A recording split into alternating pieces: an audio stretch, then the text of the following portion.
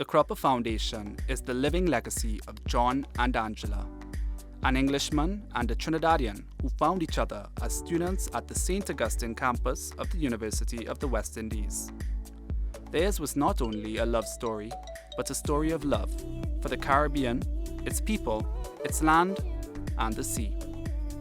The establishment and the launch of the Cropper Foundation on August 24th, 2000, 2 years later, was the culmination of many inspiring weeks of meetings and concepts to celebrate the birth, growth, and potentials of a new dawn.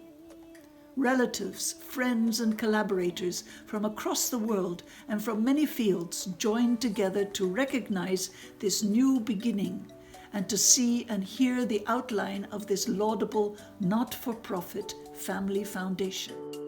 After Angela's distinguished career at the United Nations, the couple returned to Trinidad. They came back to Trinidad and Tobago to see how best they can continue their work, especially in the Caribbean, to build a region that was equitable and sustainable in the years that followed. Driven by their shared passion and vision of a Caribbean powered by sustainable development and equity, in 2000, the Cropper Foundation was launched as the vehicle for realizing this vision.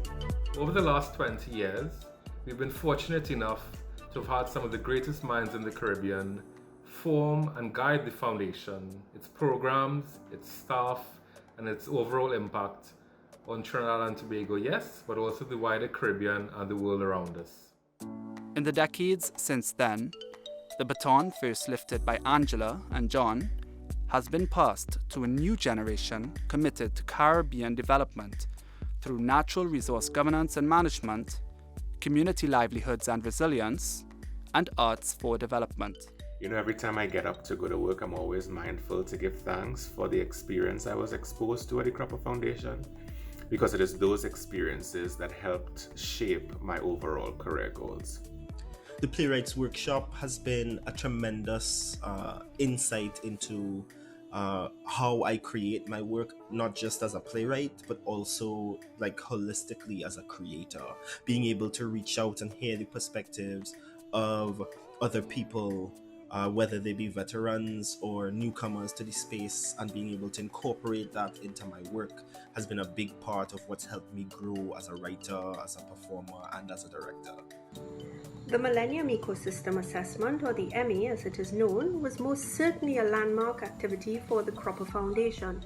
Started in 2001, it helped to anchor and give momentum to the Foundation's core program focused on policy and practice for sustainable development. From the community to the national and regional levels, the Cropper Foundation is making a difference to the quest for development that is sustainable. We've been lucky enough to have consistently worked at the interface of environmental sustainability science and policy, making real changes here in Trinidad and Tobago, yes, but also in the wider Caribbean and around the world. In the next 20 years, we hope to remain on this cutting edge of the science policy interface to continue advancing this idea that development is not a bad thing, but that development should be responsible and always have sustainability at its core. This we learned from our founders and all of the great men and women who have blazed this trail before us, and whose minds and hearts have informed how we think, how we make our programs, and how we deliver value to our stakeholders and our beneficiaries. We've been lucky enough to have a foundation with heart, with a philosophy of development, and with a history that we can be proud of. And it's a history that guides who we are today and the type of foundation and the type of work that we hope to do in the future.